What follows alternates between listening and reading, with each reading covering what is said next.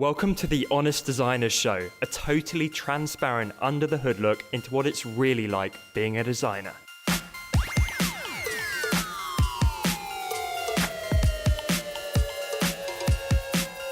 I'm Tom, the founder at designcuts.com, and I'm joined by fellow Brit and renowned hand letterer Ian Barnard, as well as our resident American Dustin Lee from Retro Supply Co, and our favourite South African illustrator Lisa Glanz. In this first episode, we discuss how to find your style as a designer. So many designers get bogged down with this, especially early on. Should you copy other people's work? How do you develop your own unique look? It can be pretty stressful and confusing. In this week's show, we dig into some actionable ways for you to find your own style and share our stories on exactly how we found ours. Let's get into the show.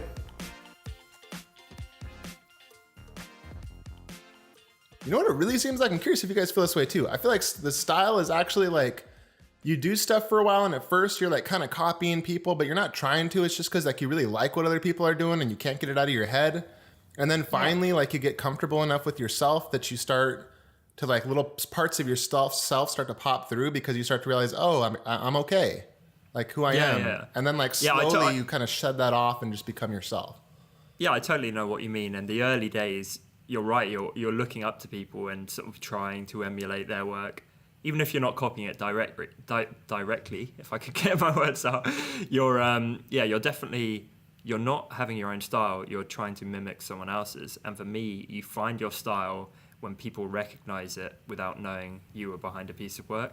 Yeah. So if they see, I could see any one of your bits of work and very likely say, I know that's by Dustin or by Ian or by Lisa, because I know your style so well now and I follow it as a lot of your followers do. Mm-hmm. And I think that for me is the moment where it clicks. And if we look at some of your early stuff, it would probably be a bit more ambiguous in that area. You know, it could be anyone's work or it could look similar to someone else's you were trying to emulate. But now, emphatically, you have your style. And so I don't know if it happens like a switch, but I feel there's definitely a transitionary period. And I know there was with my design work back when I worked as a freelancer and so on.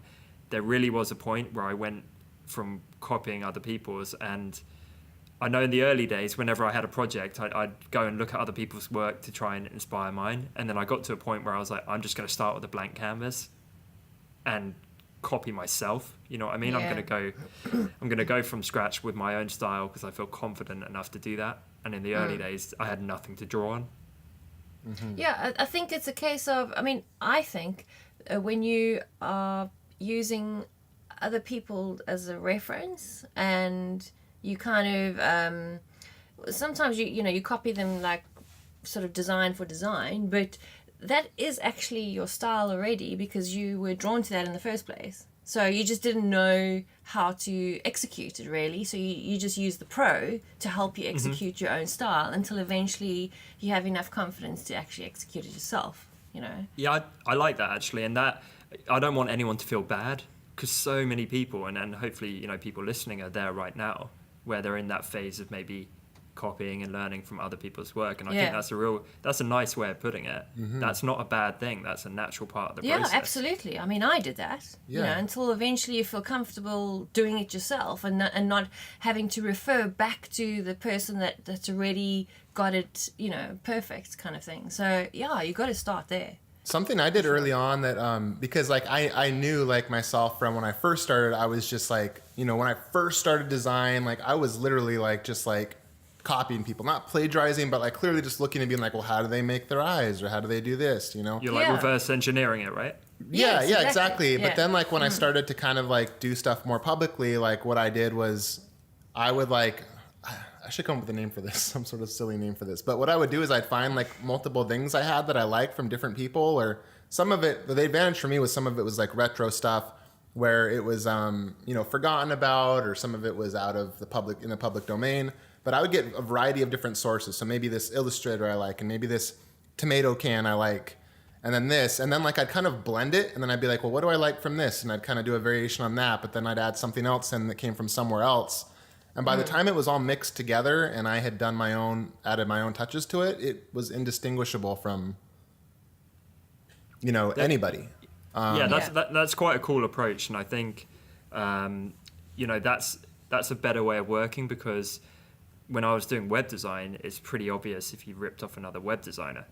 But you mentioned packaging design there, right, with a cup of soup or whatever, and that can work really well because you're still being inspired by another designer, but it's a completely different medium. Right. So I could go and build a website based on like some signage I saw traveling across America or something like that. And I'm not going to get some sign designer from the 50s being like, how dare you, emulate my style in like a modern website or something like that. So just drawing. I would do that all the time. I'd go to like grocery stores and like literally like I still do. I'll go to the grocery stores and take pictures of packaging that grabs my attention, and then I'll just put it into like an Evernote file as like a swipe file for ideas. Yeah, I think that's great. And, we do the same thing with business even, but I never want to get inspired by people in our space. I think, designers, even if they're trying to market themselves, it might be like, oh, I really love how they, promoted that new movie or something. It's like that could work for my new portfolio piece. Yeah. Or there's so many crossovers in different industries, I think. Yeah, like I got to tell you this example real quick, and I feel like I'm going back and forth dominating here. But so I'll shut up after this. But unbelievable. I noticed, like, for instance, like when I was looking at Dollar Shave Club, I use Dollar Shave Club. I know it doesn't seem like it. No, it doesn't. For anyone listening, we've got a video feed here. Dustin is looking devilishly hairy. Well, here's the funny thing: is the only reason I subscribe to Dollar Shave Club is because I have like literally stacks of razors in my bathroom that have never been used because I need like one every like 2 weeks, but the reason is because they put this little like newsletter pamphlet thing in, right? And it's fantastic. It's well designed. Like it has all sorts of useful information. And so like I'd borrow from that for like my business, which is, it's selling design goods. But like what I do is be like, oh, well, like this is a fun thing. Maybe I can add my own type of like interesting thing to the package. That's an extra thing to get people to want to buy and to entertain them. So it's like totally from a different place. But yeah, you can find so many ideas by looking at things that you love as products or as a consumer.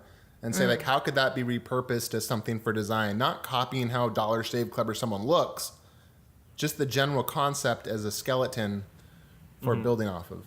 And I like the idea of taking stuff on your phone because that feeds very much into, like, the Pinterest kind of mood board thing, which, we're all visual. We work as designers, obviously, and seeing everything at a glance is incredibly helpful. It could be the cliche when everyone's like, how do you get inspired? And it's like, I go for a walk in nature, man. And then the creative juices just start flowing.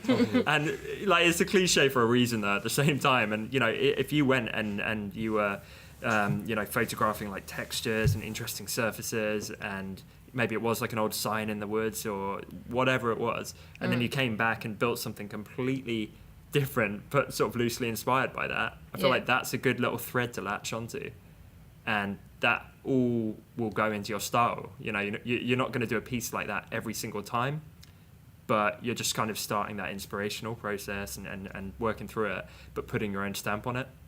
For sure. And I think that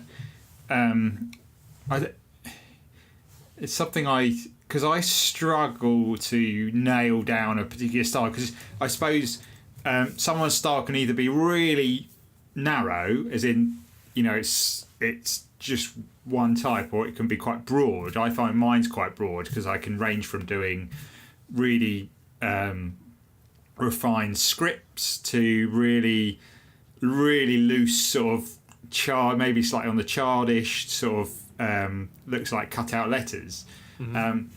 And that sort of really sums up my attention spans, that I can't focus on one at a time. Because I see something else, I go, oh, I want to try that. And I am a big fan of Pinterest, and I will see other styles of lettering, and I think, oh, I want to try that. And sometimes I'm like, I kind of like doing it, and I maybe leave it. Sometimes I, do like doing it. Especially in my early days, I was really inspired by John Contino. And a lot of my stuff reflected that sort of inspiration from there, but then I like to do that sometimes, but not all the time. So I think don't be worried that if your style flits all over the place. because definitely. you're in my camp if you're like that. But I mean, when I look at your Instagram feed, Ian, I know you're always trying different things and flitting around, but it still looks consistent visually. Yeah. And if you had like any other designer, or if like the four of us all ran your Instagram, it wouldn't. It would look more random and less cohesive. Yeah. So I don't know what it is. It's really hard to put your finger on, but you have some kind of consistent style, whatever you're working on. I think there's weird things that connect people. Like I would imagine like all of us, and Ian, you can really see this on his, and I think it's what ties it together, is that like he might have like just subconscious color preferences, or he might have like default in his mind layout preferences when he's doing lettering that he's not even aware of, or ways that he puts the relationships between letters. And it's not like, so the style can change, but there's all these clues beyond just the style of the letters that say he lays it out this way, he chooses these colors, he contrasts things this way, and it's hard to pin, but it's there. And I guarantee if someone tried to rip it off, you would be able to tell. Oh, for sure. Unless it's like in the traditional art world where you get a master rip-off artist who will, do a perfect job. But generally, if someone tries to copy someone else's style, you can always see through it.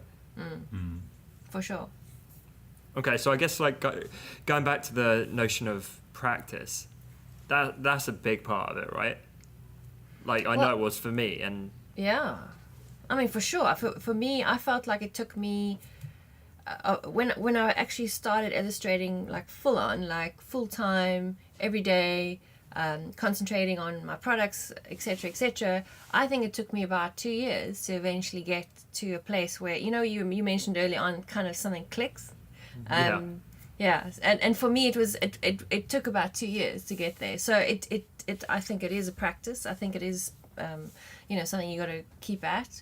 I think your style changes all the time. I think you do evolve for sure. But I think for me the journey, definitely there was a time where it kind of like clicked over, and I felt comfortable in my skin, and I stopped stressing so much when I created something, because I was still in that conflict of like, is this me, or am I just trying to be me? Or, I don't know. It was a very weird sort of place to be in, because you were still like straddling that whole world of, am I copying somebody? Am I being me? Like where do I begin? Where does that person end? Kind of stuff. That you're trying to copy. But definitely there comes a point where you actually go, wow, I'm proud of that. That's me completely. It came from me. It is me. It feels like me. It's my personality. But I think it takes practice for sure. And yeah, I do love the consistency that comes out of that though, because now whenever you put something out, I know it's going to be great. And cool. I know, just trying to stroke the ego there. Yeah. For me and Dustin, it's rubbish. But for Ian, it's like a mixed bag. Like you have no idea what you're gonna get. Yeah, the thing is that's what my shop is though, because like Dustin and Lisa have like what it's going to be, whereas mine is like. It could be some sort of vintage travel posters one day. Then it can be a load of flowers, and then it could be, something from the future. Not really, but could just be a collection of your personal selfies. That would be be your most loyal product. Please release that. Selfies with myself in it. That would be so Andy Warhol. So meta. It's all about your delivery too. You got to be very serious about it and just be like, this is my work, and then show real good examples of how to use your face in design. Call it like the self-expression pack. Yes. The icons are getting really popular on the App Store. Maybe like an Ian Barnard icon pack. Just my face. Just your face. Yeah, and then we can market it for you and be like, if you're a fan of Ian Barnard, you're really going to love this, because this is 100% Ian Barnard. Yeah. That'd be good. But yeah, I know what you mean. You are less consistent in that respect than Dustin and Lisa. But I don't know, you still, there are consistencies. You can definitely tell when sure. it's you can tell visually. There's a consistent bar of quality. I think that's another thing. So when people are finding their style, I don't know if you guys found this actually, I would have the occasional kind of home run. Yeah. But it wouldn't be consistent. So No. initially I was dreadful and then you kind of get better and better gradually, and then occasionally something stands out as being like the best work you've done in the last year or two. Yeah. And then hopefully you get to a point where all your work is that kind of level. And then you almost fall into this thing, like we talked before, of copying other people. You're trying to replicate and copy yourself when you're on top of your game, because you're like, what did I do? Like, you're trying to reverse engineer your own work. Be like, what did I do in that particular project? Because I can see that's like twice as good. Yeah. Well, I think like Ian brought this up on another call, but he had mentioned how like by doing things like publicly and putting it out there, you tends to help define yourself. Like Ian, you had consistently put things on Instagram even when you were starting, and maybe they weren't obviously not as good as they were today. You were starting from scratch, but like I've noticed, like when I started to have things, like when I had success on Creative Market and started to get a lot of traffic, you like real fast like kind of realize I've got to try my best every time I do it because a lot of people are looking. And I think that really kind of forces you through this like way of doing that. And it doesn't have to be that you get a ton of traffic, say on Creative Market. It can, like Ian's a perfect example on Instagram. Just by posting every day, you start to realize a lot of people might see this someday, and some people will certainly see it today. And then like Ian, you get to like, I don't know what he's at now, 100,000 Instagram followers, whatever he's at. Like, I mean, it definitely makes you like double think what you're doing, I think, and make sure that you're doing your best work. Yeah, it holds you accountable, not just to try and be prolific with, your quality, but also it means you're not going to stop posting, which is one of the key ingredients. It's that consistency of putting work out that will develop your style over time, and you're going to be a lot less likely to give up on putting work out if you've suddenly got a fan base who are like, hey, why haven't you posted in a week? Someone in a group that I have had mentioned something Sean West had said, and I'm paraphrasing because I'm not in Sean West's group or anything, but it was really insightful. He had said, people don't notice promotions, they notice consistency.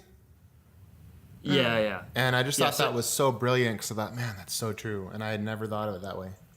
Yeah. It is. Yeah, people notice. Like a lot of it is just about sticking in there. Like, I used to be a design blogger back in the day, like 2008. And a lot of it is just who's around today because they kept at it. And a lot of people just fell by the wayside and gave up. Mm-hmm. Exactly. I mean, Sorry, Lisa, go on. No, I was going to say, I think you're absolutely right. I think a lot of people do get put off because the journey to finding your style and finding your groove is quite a hard one. And I think a lot of people actually give up too quickly, and they think they're never going to get there because it does seem like a never-ending road. But I think the key is exactly that. You have to keep at it, even though it seems like you're never going to get anywhere. Because when eventually it does click, eventually when you do find your groove, it's magic, and it's just so much easier. Just so much easier. What's kind of interesting about it too is I've talked to a lot of people and experienced the feeling of, especially when I was starting, like, what if I put something out and everyone tells me that it's rubbish, I'm no good, and why do you even think you should be able to put stuff up? You're not a graphic designer, whatever it is they're saying. And it's almost an advantage. Like, I think if you can reverse it in your mind and say, well, if people do say that, then I'm basically getting like free focus group information on how to improve myself, right? Yeah, so like, exactly. if you think of it that way, like it can be fantastic. I mean, I think it's hard to. You might have to take like a tranquilizer after a particularly brutal assault from random people. The thing is, you'd go back to your spouse, it happened again. Yeah, the thing is, that's right. Like, you definitely learn fast. I've had a couple, like on products, people say, actually not a lot, but I have had people complain about something repeatedly from multiple people. And at first you're kind of like, well, my feelings are hurt. And then you're like, well, there's probably about 10 times that many people that aren't saying anything. So I'm glad that this person took the time to point it out to me, and now I can fix it, and maybe that person will follow me for longer because of that. So, the thing is, if people actually comment, they've made an emotional attachment to the product, even if it's like negative. They've made an emotional attachment to what you've been doing. I find it actually harder when there's nothing. Yes, there's just like true. It's true. There's just made because like, if it's just likes, it's like, oh, that doesn't really give me anything. But if there's no comments, it's the worst, it's just right? like, it's just not, you just think, well, then you start thinking, is it rubbish? There's this sort of like not knowing. Is it rubbish? Is it really good? I can't, give me some feedback here. So if people say it's rubbish, at least you've got something to work on. When it's like nothing, silence, you're like... And I don't know if you all feel this way, but I think it's very much a designer thing. It's like we're all artists in a way. And I do think we're quite like ego-driven and can be quite insecure about this. Like I certainly am, where you're literally watching that like counter or that engagement counter or sales counter or whatever it might be, and hanging all of your confidence on that. Which is ludicrous, of course. Which is terrible. Sure. It's why any previous call we've had is like a group therapy session. Oh, yeah. Like, there, it's okay. Like, you got half the amount of comments. But, like, the worst thing you want is apathy, because we're trying to spark a reaction. Exactly. Even if it's, like, a useful product, I think our inner artist is like, I just want to try and get that, like, reaction out of people, for sure. Right. There's a quote by, I can't remember who said the quote, but it's, if nobody hates it, then nobody loves it. And so it's, if you want to try and up your game, you have to experiment the thing that might look ugly at first. I feel like that quote defines my cooking. Yeah. Is that why you're going to eat with your dad? Exactly. But I think the quote would be, if no one loves enemies, it, you're doing something wrong. And I think that does kind of make sense. If some people don't think that you're, I don't know, something, then something's wrong. Like, I know some people, I hope some people, I honestly do hope some people are like, this guy is way too much on a retro trip. It's so dumb. I hope they do, because I know that there's people on the other side that are like, I live for this, like, I love this stuff. I grew up, there's literally people that live for it. And I'm sure there's people that are just being polite, not saying anything. But yeah, I think when there's a little bit of polarization happening, it's a good sign. And I think we all have that to some degree. Apart from Lisa, once again. No worries. I'm sure there's going to be people out there. Who's going to turn around to you and be like, I cannot stand that adorable bunny that you've drawn? That cute children's character she made is just disgusting. It's just the worst. I don't know, you never know. You're a piece of work, Glanz. There's some psychos out there. Very true.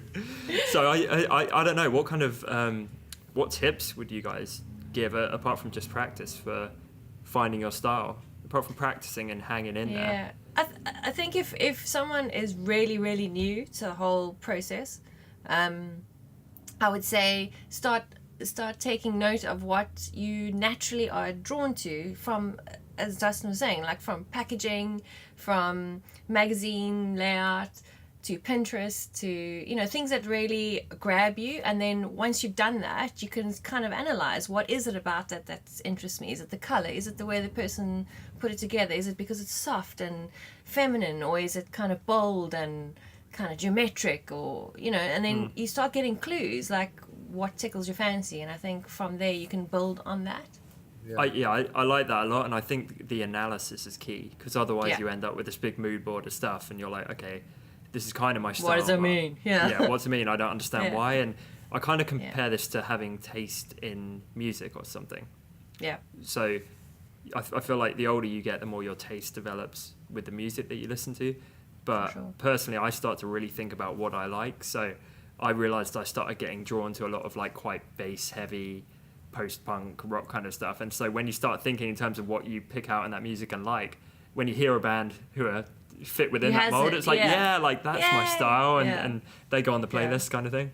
For sure. I think something that came to my attention recently was that by not just looking at other people's work and then trying to recreate it or make your own version, but if you actually choose a project that you care about, like a self-initiated type thing, and you just start focusing more on the outcome than on the actual work, that can be really powerful. I'll give you a real quick example. It's really neat. My friend Brad Woodard, who's already a fantastic illustrator, but there's a problem in the United States where teachers don't get enough money to decorate their classrooms. They're given, a small stipend of something like $150 to decorate for the year, which is just not enough, right? No. So he had come up with this idea, because he really is passionate about kids, of, well, what if we get like some of the best designers in the world and they start creating all of these posters and stuff that, with the alphabets and different things for kids, and they're world-class done, but he makes them into free PDFs that the teachers can download and print very cheaply. That is awesome. Or you can buy a screen-printed version, and then when you do that, it costs a lot of money for the person that gets it, but you get that poster and you can put it on the wall, and then a pack is donated to the school of your choice for them to put on their walls. And I know I'm not. It sounds like I'm doing a commercial for this, but my point, my point to all this is that the design work is really important, but obviously the real emphasis is on the teachers and on making something that helps kids.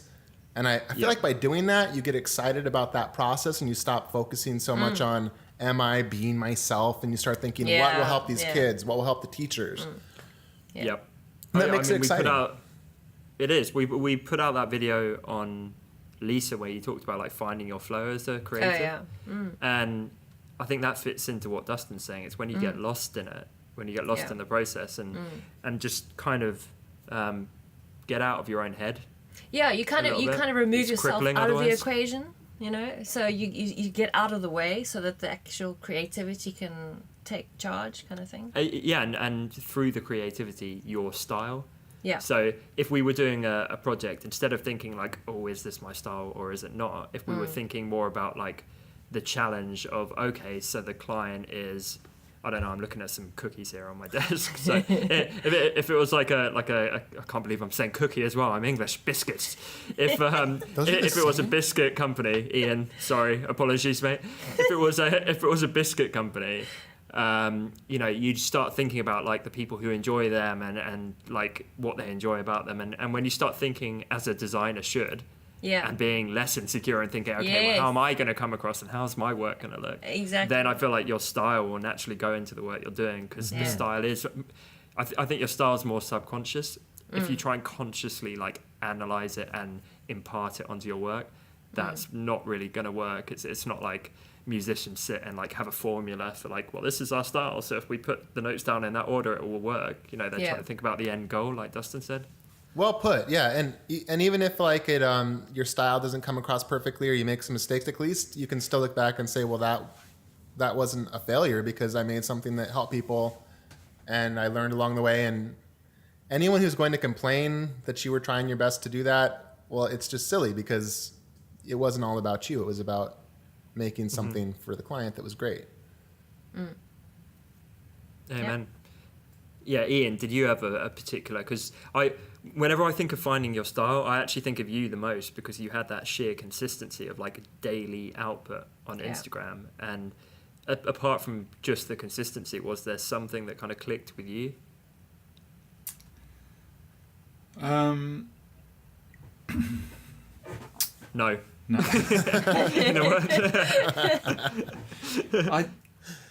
They're not so defining with mine. I think it's slightly blurred. And I suppose going to your music analogy, mine style seems to be a bit like what my taste in music is, which is like tons of different things. It just depends what my how I'm feeling that day. Really, it can and it can be, like when I come to do my daily Instagram post, sometimes I feel like I want to make an actual finished piece, and I'll do that. Sometimes I want to make a video showing someone how to draw some letters. It might be I want to try a new style that I've seen on Pinterest that day. And so I think that is my sort of continual brain dump on my Instagram and other feeds, is just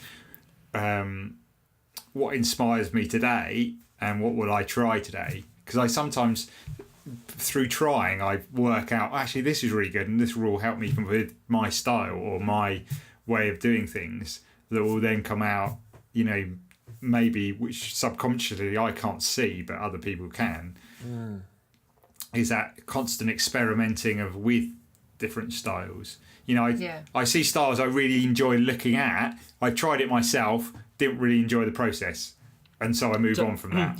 Do you find it's a case where you expose yourself to more styles, it actually makes you kind of richer and more interesting as a designer yourself? Is that kind of what you're saying? Because you don't want to be blinkered. Yeah.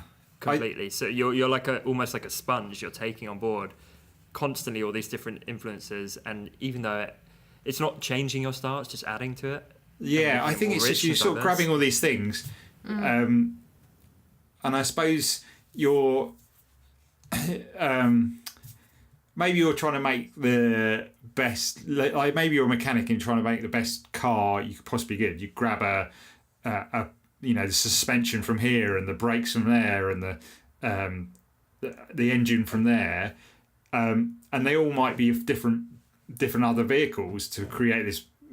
And sometimes that takes a long time for you, which is like what for me. For some other people, they've grabbed all the right bits and they found that style, and that's really working for them. They're, I think if you have a really defined style, I think it really helps, because a company who wants to employ you will see that and go, that's be really useful for our current ad campaign. We want you to do that, and that really helps. And I suppose for me, because it's a little bit of a mixed bag, that's probably why I get some of the jobs I get are slightly a mixed bag, or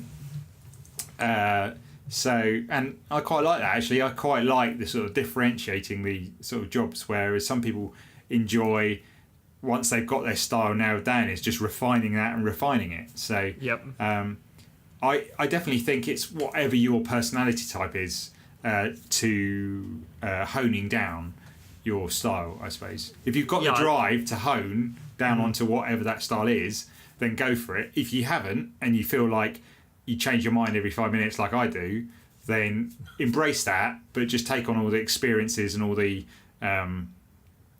styles you can, and just filter out what you don't like and what you do like, and just keep playing around. I like that, wise words, because we're not trying to be prescriptive here, right? No. I like that we're all quite diverse with our own journeys, and I think that's healthy, because if we were sat there and all had the complete same approach, some people might be like, okay, well, that's the only path to go on, but it's clearly not at all. For sure. And I think we, with like the creatives we've got in this group, I would, looking at everyone, I'd find Lisa as the one that's most distinctive, as in, and especially as an illustrator, I think yes, for sure. Like a painter would, you have a certain style, and that's what you're known for, which is a great thing, because people come to you for that style. Yeah. Whereas Dustin has a style within has a bigger sort of like a theme. Sorry. Like a theme. Yeah, a theme. Yeah, so it's sort of theme, it's not narrowed down to one particular style in the vintage era. It's all things, and that works really well. That. And then mine is even more broader, but it's in a narrowed down, really niching department. But I broaden that environment into all the different styles that can embrace. Yours almost became kind of like what Tom said, like, you're in a theme, but your theme is Ian Barnard. Like, I feel like you really like just pushed and said, I'm just going to be myself, and that's going to be my theme. But it stands out, like, because you've done such an excellent job of just being yourself and not being... being unabashedly yourself and not being afraid to hide who you are. And so that becomes very much how it all ties together. Yeah, I think so. And I noticed you kind of glossed over my work there, Ian. I won't take it personally. But no, I know like we've kind of worked together more as partners with this stuff. But previously, when I was doing tons of web design work, I would say it fit more in line with Lisa's approach, actually, in terms of it being very, very similar in style and adapting. Like I wasn't like trying wacky like different things with every project. It became like you could see a Tom website a mile off, I guess, and that's why when people got referred to me and said I want a website, it's like I know I'm going to get that kind of style. Yeah. And somehow I didn't find that boring, because it was the challenge of constantly improving that and moving the bar with that, which I think is what Lisa's doing, right? Exactly. I think what's interesting too is you could almost split the group in the sense that I feel like Lisa and Ian are more on like the artistic, like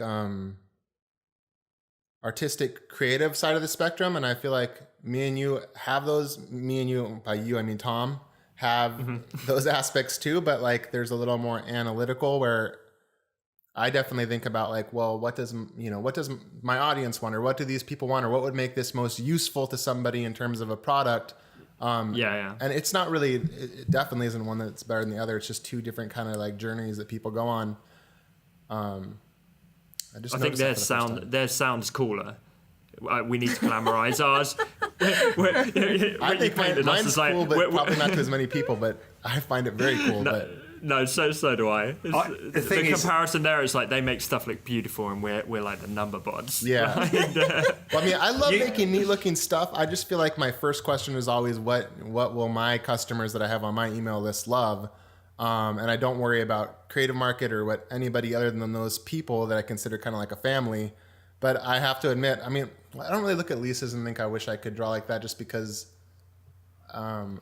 Oh, I do. Oh, well, except for, I guess, a little bit not because it's not great, just because, like, it's not, well, you can see the stuff behind me. It's, like, not what I would draw. Yeah. But I know good work when I see it, and I'm like, well, that's fantastic. And then I think, like, oh, my gosh, this is the stuff my daughters would love. But I do look at Ian's lettering sometimes and think, damn, why didn't I know that he started lettering back then? I should have started lettering, too. It's so good. I want to fast forward to being, like, as good at lettering as Ian. I don't want to practice for 6 months.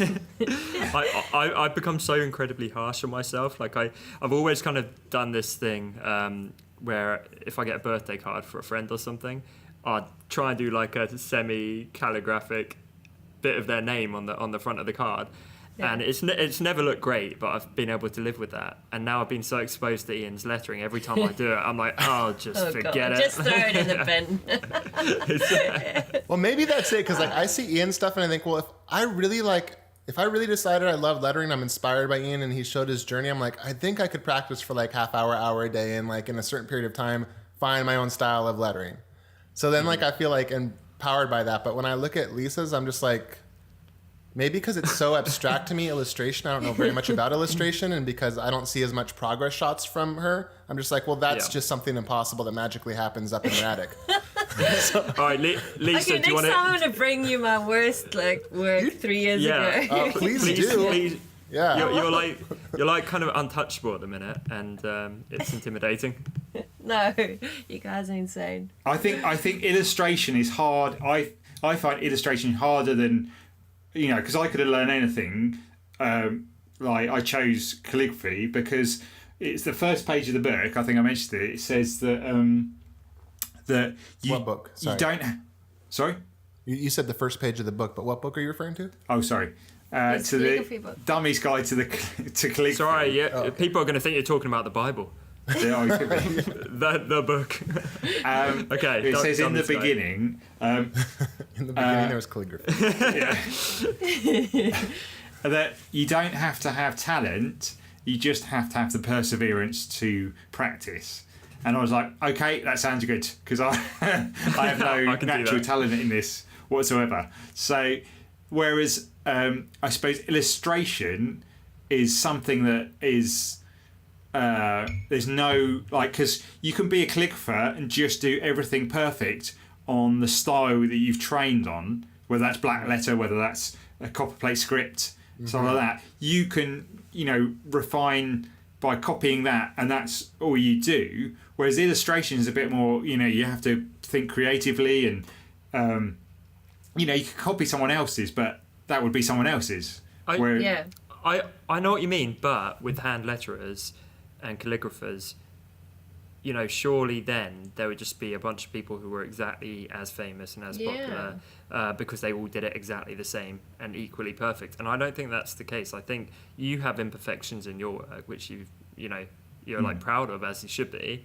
And a lot of people, they're all doing it pretty perfectly, but they seem to have their own little flourishes and touches and style and personality. But I see what you're saying, though, because if you do it too perfect, well, then you don't like. It's like if you're too perfect and too much on par, like almost like a classical musician just playing classical music. Well, then all you get to do is just like hand letter like wedding invitations.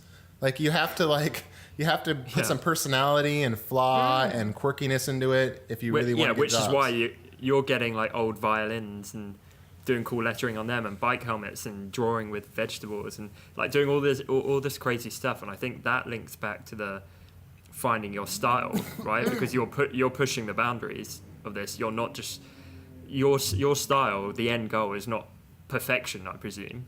It's like having fun and trying loads of different stuff. Yeah, I think with me, it's, and the reason why I did the vegetable calligraphy is that, I want to show that. Because you're eccentric. Phrase that I never thought I'd hear in my life. It's just, I try and be serious, and then it all falls apart. I was going to see if you could get through saying the reason I do the vegetable calligraphy with a straight face. I feel like that sums you up perfectly. Yeah. It's like your personal elevator pitch. Yeah, and so I think, I just enjoy trying to do new things or slightly silly things, which I suppose in an art form which is, I suppose, quite classical and stuff like that. I suppose a bit like classical music. Sometimes I feel like I don't fit in because sometimes I've just been a little too stupid, and then I have to. I really enjoy what I do, and sometimes it's just bringing in that my humour and stuff like that, which probably you can see running through my my feet. Sorry, I really wanted to give you a man hug there. But you guys, but you're like, I don't fit in. You guys, but Ian totally pinned what the whole key secret is to this finding your voice thing. And it's really, I was going to say, it's really quite literally find your vegetable calligraphy. Like, it's not going to be that for you, but you have to find your vegetable calligraphy and go down that path. Okay, right? You could substitute it for a different word. Just find your fun. Yeah, exactly. I find your vegetable calligraphy better. Yeah. See, I think we touched on this before. We're going to sack this off and open our own marketing agency. Find your fun.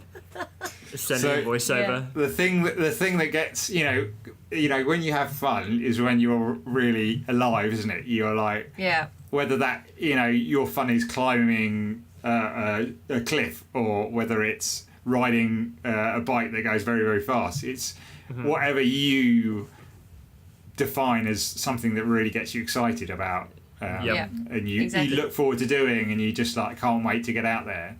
Yeah. So, if you're rebellious by nature and into hand lettering, you should break into Stonehenge at night and do some calligraphy on the side of that. long as you don't sign your name at the bottom. For sure.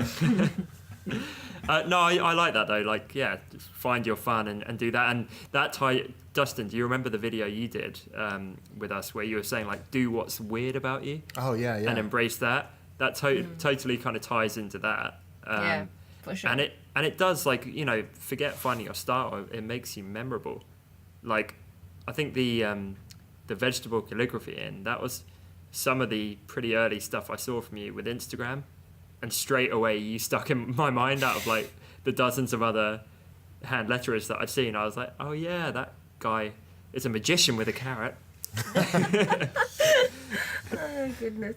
Yeah, no, for sure. And the thing is, in an environment where there's so many people, trying to get similar work, I suppose you have to be the one that sort of stands out slightly. So finding your fun and finding your weird will help you to stand out in that environment. You want someone to remember you. Like, if you're in an interview, you need something that they can grab hold of when, you've left the room. Not literally. Sorry. Oh my goodness. Okay. I almost felt like I had to write that before this call. I really tried not to burst out laughing there. But what's interesting about that though is like once you do that, like once you find that thing that's like weird and surprising that you do, like it takes you down a whole path where it's not so hard to find it again. So like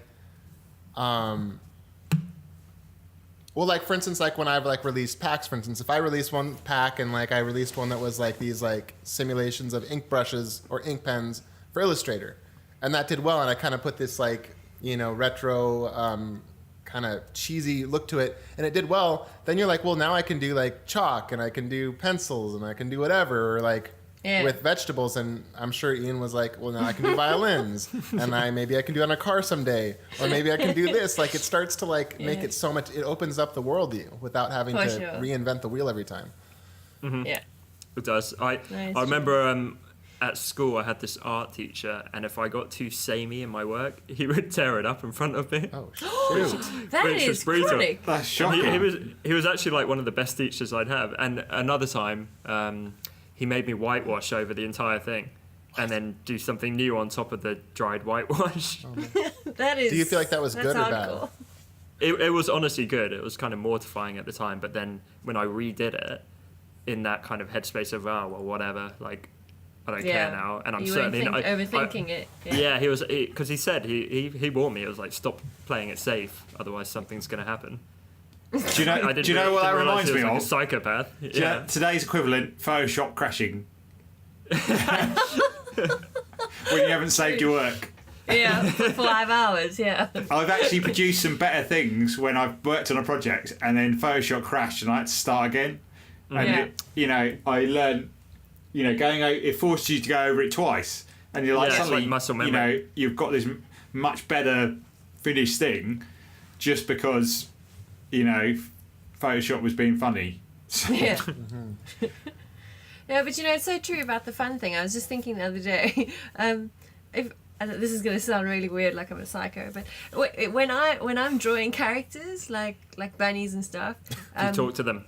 well, almost actually, because what happens is this is my gauge. Like once I've kind of finished the drawing or nearing the end, if I'm not smiling, like if it hasn't made me smile because it's, I don't know, cute or it's this, or then I know I haven't done the job right. But if I'm kind of like, if I find myself smiling at the end of it, then I know, okay, cool, it's working. So you got to have fun. You got to have fun while you're doing it. So there's no point. No, I do a similar thing when I work, like when I did one of my products called Vector Press, which was the one for because I got so frustrated with Illustrator hanging when you were using textures, and I was just trying to texture some lettering.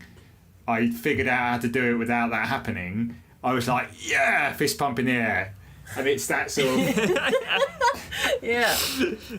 And you're like, I know that, people are going to find this useful.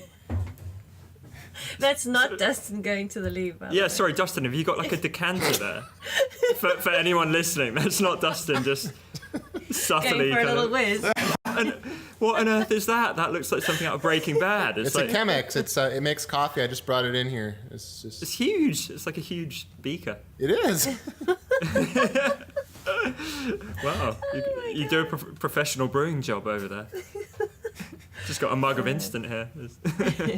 I'd love a cup of coffee. Rookie. Thanks, Dustin. Yeah, go to Dustin's house for a coffee. See if you can taste it through the computer. I can smell it. Smell it from here. Yeah. Lisa, when you said you were going to sound like a psycho, I thought it was going to be a case of like, is Little Miss Rabbit in the room with you right now? She sat there next to you. But you joke. Oh, this now I'm really revealing myself. As a kid, I used to have.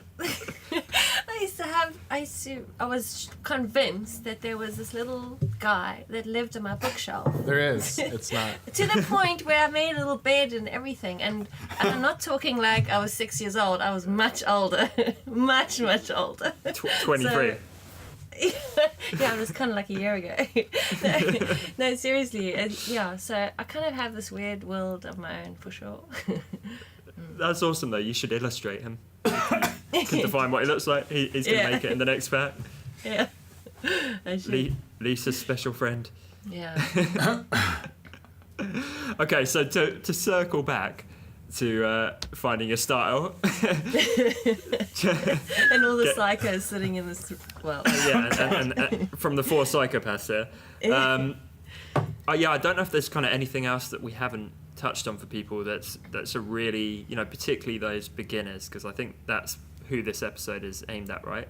Yeah. It's like you're starting out, and it's like, okay, so I'm going to practice, I'm going to work hard, I'm going to sort of, do what I enjoy. Is there anything else really? No, just give yourself some slack. Mm-hmm. Yeah, for sure. Like, I think being so hard on yourself. Yeah. Just it sounds cheesy, but just turning up. Yeah, that's good enough. Big part of it, right? Yeah, I think just. I love the part about not being hard on yourself, because I think all of us have spent enough time around other designers, illustrators, letters, whatever, to realize that it looks like people just come out of the gates awesome, but they all come out of the gates tripping over themselves, stumbling, embarrassing themselves, and making horrible work. And you just don't see that because they don't tend to brag about that a lot. So you should feel okay with not being amazing when you start. It's just part of the journey. It's actually a really fun part. Mm-hmm. Yeah, for sure. Love it. Oh, I think I mentioned this on a previous call, but for the sake of today's episode, go and find your favorite designers and go back to their first ever posts on social media, because it's seriously enlightening. And I do that sporadically, and it's always an eye opener where you just see how far they've come, rather. Yeah, for sure. Unless they're like Lisa and just hide all that stuff away. Exactly. I was gonna say, if it starts out good, then you just know they just deleted everything before that. Yeah. So it's like, those people you go to school with and they get in great shape, and then their oldest profile picture is them in great shape, because anything before that's not going to feature. Like, you want to, when you're looking at someone's feed that's, maybe someone who's like before and after thing, you want to see the before, because it makes the after look even better. I find. Yeah. So completely. I think that's really it. I mean, I know for myself, like, when I share like my process for making a product, for instance, and I just share like weird parts about how I did it, people love that. Or like when I've done workshops at conferences talking about how I got started, people love hearing about like all my failures and how bad this was. And those are the things people remember. And I think that's a big part of like why, for instance, like Ian has got such a following. I mean, he does great work, obviously, but I love knowing the story behind it. And I know that when I talk to people and they bring them up, they love knowing the story. The story is key. I don't know. People love a hero story. That's what all movies are based off of, hero stories. And you kind of get to hear a hero story of someone starting from humble beginnings and then turning into a hero of something. And we all love those stories. I'm reading at the moment another Dummy's Guide. This one's business storytelling, because if people can make a connection with a story you put, maybe on one of your designs or whatever it might be, then they're more likely to remember it and interact with it. So Dustin, you're good at writing copy for your products, about the history and the stuff like that, and I think that goes a long way for people to sort of want to buy your products, especially if it's maybe some brushes you've done. There's millions of other brushes on the marketplace, but they want to buy yours because they like the story you put behind that, and that's what they're sort of buying into, is that sort of the story. Obviously, the good quality brushes that you can't get anywhere else. But you're totally right, though. I think people do buy into nice the paid story. plug. And available at designcuts.com. Yeah. That's good.